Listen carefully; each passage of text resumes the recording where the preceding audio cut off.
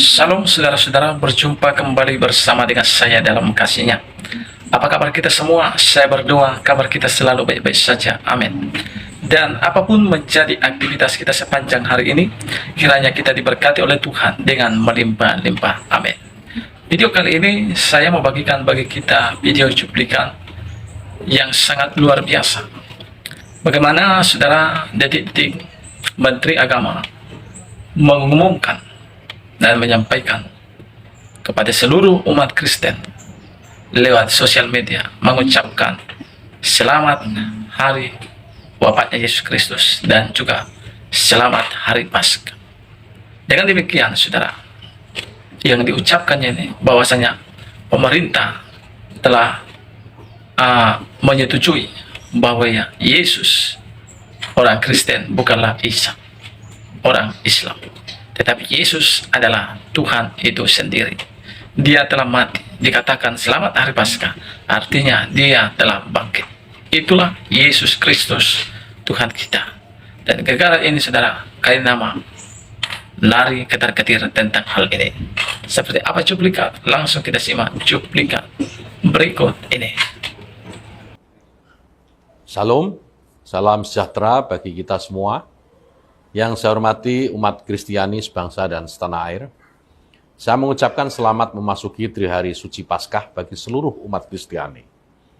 Tahun ini menjadi sangat istimewa secara khusus bagi umat Kristiani dengan telah terbitnya keputusan Presiden Republik Indonesia nomor 8 tahun 2024, maka umat Kristiani untuk pertama kalinya merayakan hari rayanya dengan nomenklatur yang baru, yaitu wafat Yesus Kristus, kebangkitan Yesus Kristus atau Paskah, sampai kenaikan Yesus Kristus. Semoga rangkaian perayaan Trihari Suci Paskah ini akan memberikan harapan dan keselamatan serta kekuatan bagi umat Kristiani. Semoga Tuhan memberkati kita sekalian.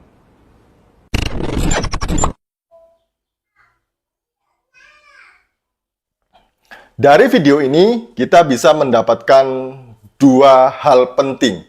Yang pertama, pemerintah Indonesia mengakui bahwa Isa Al-Masih itu berbeda dengan Yesus Kristus. Oleh karena itu, pemerintah dalam hal ini melalui Kementerian Agama menerbitkan nomenklatur perubahan nama dari Isa Al-Masih menjadi Yesus Kristus. Karena memang berbeda ya. Isa Al-Masih yang dipercayai oleh umat Islam sebagai nabi itu berbeda dengan Yesus Kristus yang adalah Tuhan dan Juru Selamat dunia yang dipercayai oleh orang Kristen. Yang kedua, pemerintah mengakui bahwa Yesus Kristus itu mati. Jadi ya, mati, disalib, dan bangkit di hari yang ketiga. Oleh karena itu, Menteri Agama tadi menyampaikan selamat merayakan Jumat Agung dan juga Paskah. Itu artinya bahwa mereka juga mengakui bahwa Yesus Kristus mati dan bangkit sebagaimana yang diimani oleh orang Kristen. Jadi, kayak nama senggol dong. Kayak nama ini kasihan ya, gigit jari. Dia mati-matian berusaha mencari bukti-bukti dari internet, Google, entah sumber apapun itu ya, untuk menunjukkan bahwa Isa adalah Yesus, kata kali nama ya, dan juga bahwa Isa ini tidak mati tapi diserupakan katanya. Orang kalau kebanyakan mimpi ya kayak gini nih ya, kok ya masih terus saja dia ini mencampuri urusan Kristen, padahal dia sudah bukan Kristen kan. Nah, Yesus mati itu tidak hanya tercatat di dalam Alkitab, melainkan fakta sejarah. Mari kita melihat faktanya ya. Dalam bukunya Josh McDowell ini, Apologetika Jilid 1, McDowell mengutip dari beberapa buku tulisan orang-orang yang bukan Kristen. Tapi mereka ini mencatat peristiwa-peristiwa penting dalam kekristenan. Yang pertama adalah Flavius Josephus.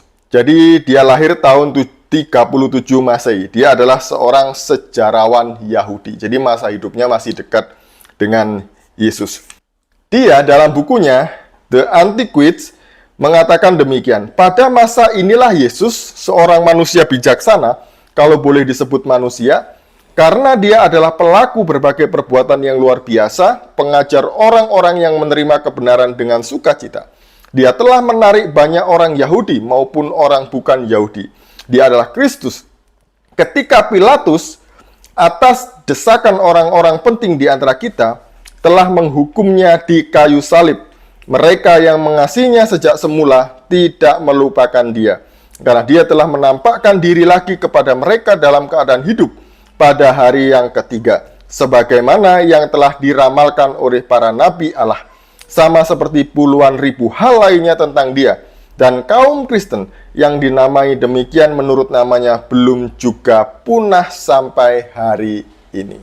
Jadi, seorang Yahudi yang bernama Flavius Josephus ini mengatakan bahwa Yesus dihukum mati oleh Pilatus dan juga dia bangkit di hari yang ketiga. Yang kedua, ada seorang sejarawan dan juga senator Romawi yang bernama Cornelius Tacitus, lahir tahun 52 sampai 54 Masehi, sekitar itu ya, sekitar 52-54 Masehi. Nah, dia ini berkata demikian, jadi untuk menghentikan desas-desus itu, dia mengalihkan tuduhan dengan memfitnah dan menghukum dengan siksaan paling keji terhadap orang-orang yang disebut Kristen, yang dibenci oleh karena kejahatannya. Yang pertama, Tacitus mencatat mengenai peristiwa penting, orang-orang Kristen dihukum mati secara keji oleh Kaisar Nero ya, karena dituduh membakar kota Roma. Orang Kristen ditangkap, kemudian dijadikan obor pada malam hari. Dan ini luar biasa yang dialami oleh saudara-saudara kita Kristen di abad mula-mula. Yang kedua, Kristus yang menjadi pendiri kepercayaan itu telah dihukum mati oleh Pontius Pilatus, wali negeri Yudea di bawah pemerintahan Tiberius. Tetapi kepercayaan tahayul yang merusak itu setelah mereda untuk sementara bangkit kembali, bukan hanya di Yudea, di mana kejahilan itu berasal, tetapi juga di seluruh kota Roma. Jadi, bukan hanya Alkitab yang mencatat Yesus Kristus mati, disalib, dan bangkit di hari yang ketiga. Tapi orang-orang di luar Kristen, Josephus dan juga Tacitus mencatat peristiwa penting ini. Jadi, Kristen itu didukung oleh fakta-fakta sejarah yang banyak sekali. Iman Kristen itu iman yang dapat dibuktikan dengan sejarah. Sekian dari saya, selamat mempersiapkan diri untuk perjamuan kudus di hari Jumat Agung, dan juga selamat mempersiapkan diri juga untuk merayakan Paskah. Shalom, salam waras. Tuhan Yesus memberkati. Nah, saudara-saudara, itulah dia cuplikan baru saja kita mendengar apa yang disampaikan oleh Menteri Agama dan juga yang dibahas oleh Bang Didi Yuli. Saudara, selama ini kita mendengar bahwa kaitan mengotak-atik Alkitab, mencari dari Google, mencari dari mana saja sumber untuk membuktikan bahwa Yesus orang Kristen itu adalah Isa, dan untuk membuktikan bahwa Yesus orang Kristen adalah diserupakan, dan Yesus orang Kristen bukan Tuhan. Saudara, secapeknya pun seorang kainama untuk menyediakan ketuhanan Yesus Kristus dan untuk menyamakan Tuhan Yesus dengan Isa orang Islam, saudara, itu tidak akan mengubah fakta dan sejarah, dan itu tidak akan mengubah isi Alkitab. Alkitab mengatakan Yesus adalah Tuhan, Yesus adalah Juru Selamat. Dia mati untuk menebus dosa umat manusia yang berdosa, dan pada hari ketiga dia bangkit dari kematian. Itulah yang dikatakan hari wafatnya Yesus Kristus dan hari Paskah, di mana Yesus telah bangkit dari kematian. Itu sebabnya Bapak Ibu Saudara, dimanapun saudara berada saat ini, yang ada di seluruh dunia yang menyaksikan video ini, tetaplah berpengharapan kepada Yesus. Dia adalah Tuhan dan Juru Selamat. Tanpa penumpahan darah dari Yesus sang anak domba, maka tidak akan ada pengampunan bagi umat manusia yang berdosa. Kita bersyukur di hari Jumat Agung ini kita boleh memperingati hari wafatnya Yesus Kristus dan hari Paskah, di mana Yesus bangkit dari kematian. Puji Tuhan, saudara, tentang itu.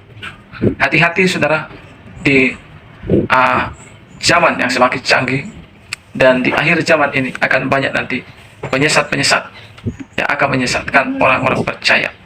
Mereka akan mengotak-atik Alkitab dan mereka akan membuat ribuan cara supaya orang mundur dari imannya kepada Yesus Kristus. Yang tadinya mengakui Yesus Tuhan sehingga tidak mengakuinya lagi. Yang tadinya saudara percaya kepada Yesus sehingga tidak percaya lagi. Itu akan terjadi di akhir zaman. Itu sebabnya saudara-saudara, mari kita kuatkan iman kepercayaan kita kepada Yesus Kristus sehingga kita mampu melawan hal-hal yang jahat yang mau mencuri iman dan persekutuan kita kepada Yesus Kristus. Saudara, dialah Allah yang benar dan dialah Tuhan yang benar.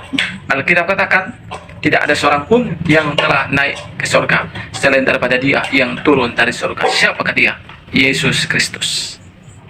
Yesus tahu tentang surga. Makanya sebelum Dia naik ke surga, Dia telah menceritakan seperti apa itu surga. Inilah yang membuat kita semangat dalam mengiring Kristus. Itu sebabnya mari semangat dalam mengiring Kristus. Saudara punya Yesus, saudara punya segalanya. Saudara punya yang namanya yang utama, hidup yang kekal. Kita akan mati sementara, tapi setelah itu kita akan mengalami kehidupan yang kekal di surga bersama dengan Tuhan Yesus.